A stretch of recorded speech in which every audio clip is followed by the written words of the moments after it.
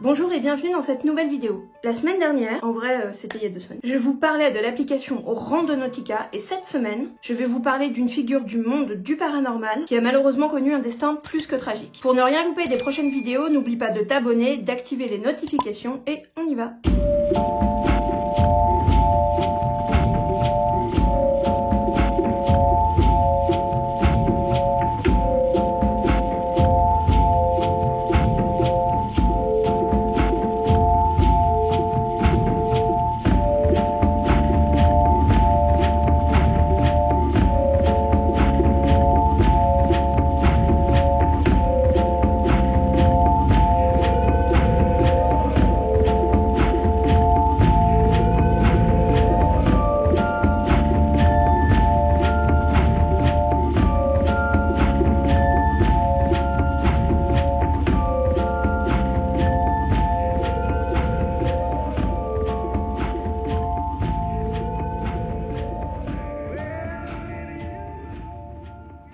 Cette semaine, je pense que je dois ajouter un petit disclaimer. Cette vidéo ne contient aucune photo ou vidéo choquante, mais elle contient des descriptions d'actes de violence. Si vous suivez attentivement le travail des enquêteurs et enquêtrices US depuis ces 10 dernières années, vous n'avez pas pu passer à côté des époux Constantino, Debbie et Mark. Le couple a atteint une renommée mondiale dans le milieu du paranormal en faisant de nombreuses apparitions dans des séries sur le sujet du surnaturel. Entre autres, Paranormal State, Dead Famous, mais c'est surtout grâce à des apparitions régulières dans la série Ghost Adventures sur Travel Channel, dans lesquelles les Constantino interviennent en tant que spécialistes des PVE, que Debbie et Mark se font connaître. Très rapidement, je vous rappelle qu'on appelle PVE les phénomènes de voix électronique, aka la voix des morts. Pendant mes recherches, j'ai aussi lu que Debbie se disait médium. Mark avait d'ailleurs expliqué lors d'interviews que le paranormal n'occupait absolument aucune place dans sa vie jusqu'à sa rencontre avec Debbie. On comprend donc que c'est elle qui a été le moteur du travail dans le paranormal du couple.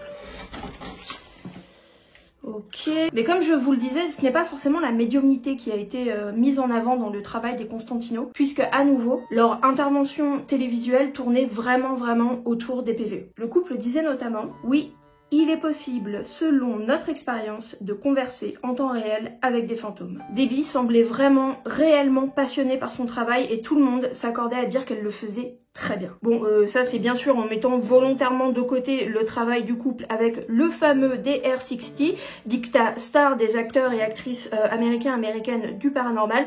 Si vous ne connaissez pas, je vous ferai une vidéo dessus. Le couple a animé de très nombreuses conférences sur les différentes techniques utilisées pour enregistrer la voix des morts. Ils ont également travaillé comme intervenants et intervenantes lors de Ghost Hunt public, un peu comme la nuit du chasseur. Alors pendant mes recherches, je n'ai trouvé littéralement aucune info sur la vie personnelle des Constantino. Je n'ai pas trouvé comment ils s'étaient rencontrés, ni l'année de leur mariage, et vous allez comprendre pourquoi plus tard dans cette vidéo. Les amis des Constantino se rappellent tous un couple très amoureux et très soudé. Malheureusement, comme c'est souvent le cas, dans l'intimité, les choses étaient très différentes. En 2012, Debra Constantino est arrêtée suite à une violente dispute avec son mari Mark. Pendant cette dispute, elle a attrapé un couteau et lui a entaillé le bras. Il faut savoir qu'à cette époque, ils se disputaient déjà très régulièrement et que Debbie essayait de quitter son mari. Et après plusieurs tentatives, elle y parvient enfin à l'été 2015. Le couple ne travaille alors plus ensemble lors de tournages ou d'événements publics et Debbie entame une procédure de divorce. Elle décide donc de déménager et part vivre en colocation avec 2 autres personnes dont nous allons reparler. Elle dit à l'époque à une amie « Je vis sur un bout de canapé, mais je m'en fous, je suis heureuse ». C'est tragiquement à ce moment-là que les choses vont s'enchaîner et complètement dégénérer. Le 22 septembre 2015, Summer Myers rentre chez elle au bloc 2300 Escalera Court dans la ville de Reno. Elle découvre en entrant le corps sans vie de son colocataire James Anderson qui a 55 ans. Il a été assassiné d'une balle derrière la tête. Bien sûr, Summer appelle de suite la police pour reporter le crime, appel pendant lequel elle précise également que sa deuxième colocataire, Debbie Constantino, a disparu. Ce point l'inquiète particulièrement puisque Debbie est en instance de divorce d'avec son futur ex-mari Mark et que celui-ci a plusieurs fois frappé et menacé Debra. La police arrivée sur place tente alors tout de suite de localiser le téléphone de Debbie et celui-ci leur donne une adresse. Les Courtside Garden Apartments dans la ville de Sparks. La police découvre qu'il s'agit en fait de l'adresse du domicile de la fille du couple, Raquel. Ils se précipitent sur place et dès leur arrivée, des coups de feu se font entendre.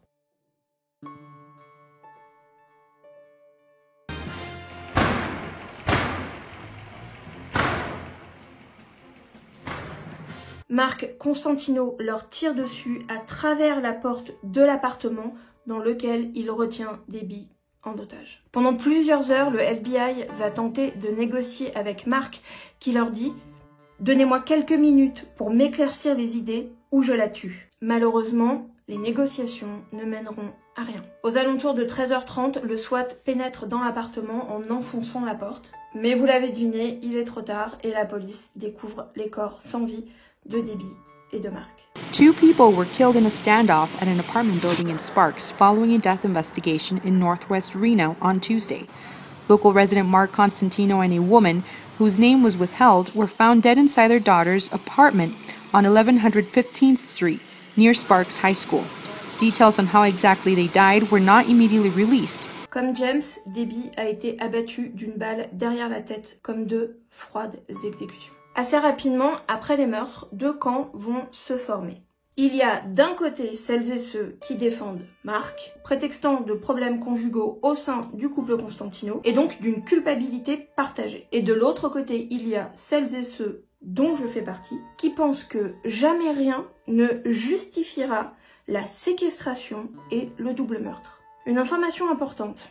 Il faut savoir que Marc Constantino avait déjà été arrêté une première fois en août 2015, donc seulement quelques jours avant les meurtres. Les faits sont rapportés par Summer Meyers, qui vivait déjà à l'époque en colocation avec Debbie. Le 8 août 2015, les 2 filles se rendent à l'ancien domicile conjugal des Constantino pour aider Marc et Raquel, la fille du couple, à gérer une histoire avec les chiens de la famille. À l'arrivée de Summer et Debbie sur place, une violente dispute éclate. Raquel et Marc, qui sont donc, je le rappelle, le mari et la fille de 22 ans de Debbie, sortent Debbie de force de sa voiture. Il et elle traînent celle-ci à l'intérieur du domicile.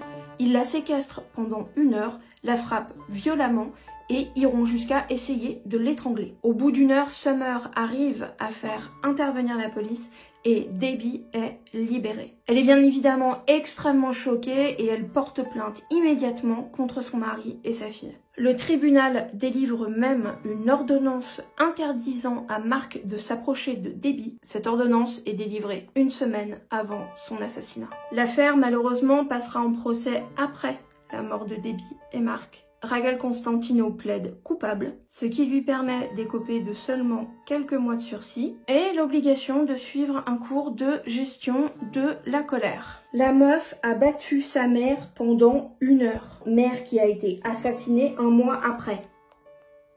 J'en peux plus. D'ailleurs, à la mort de ses parents, cette même charmante Raquel aura des mots très doux envers sa mère. Elle écrit sur Facebook « Ici la fille de Marc et Debbie. Aucun d'entre vous ne connaît vraiment ma famille et les abus que nous avons vécus. Je sais que mon père est au paradis et qu'il veille sur moi et ma sœur. Ma mère est en train de brûler en enfer là où est sa place. Je ne répondrai à personne qui commentera ce post. » Vraiment malheureusement, même après son décès, Debbie Constantino continue d'être systématiquement associée à son bourreau. Quelques recherches rapides sur internet permettent de se rendre compte que le couple est constamment représenté ensemble sur les photos, pleurés de la même façon, comme s'il s'agissait d'un banal drame familial dans lequel il n'y aurait pas vraiment de coupable. Il faut bien réaliser qu'à chaque photo comme celle-ci, ce n'est pas un couple de victimes qui est représenté, mais bien une victime de féminicide et son assassin. Bon, j'ai aussi trouvé ce genre de personnes qui n'hésitent pas 1 seconde à dire que les meurtres sont en fait le fruit d'une possession démoniaque dont Marc aurait été victime. Voilà. Une autre chose qui m'a choquée lorsque je faisais mes recherches pour aujourd'hui, je suis tombée sur énormément de vidéos d'enquêteurs ou d'enquêtrices qui essaient d'entrer en communication avec les fantômes de Debbie et Marc. A couple days ago, I was reaching out for calling out to Debbie Constantino.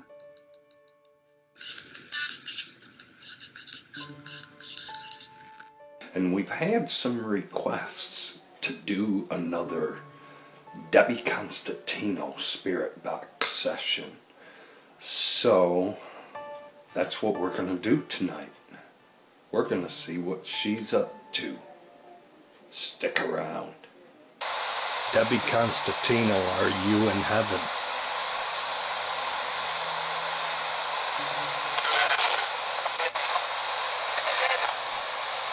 Is Mark with you?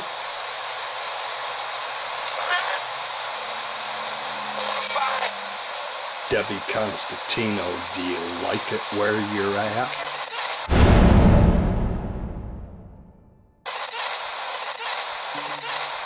Can you come through, Debbie, and say hi?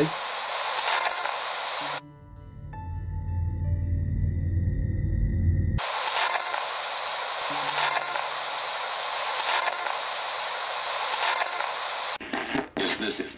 Wait. Is this it? 10:20, 10:22. It says Mark. It says Mark. Mark, are you there? I'm here. Hello.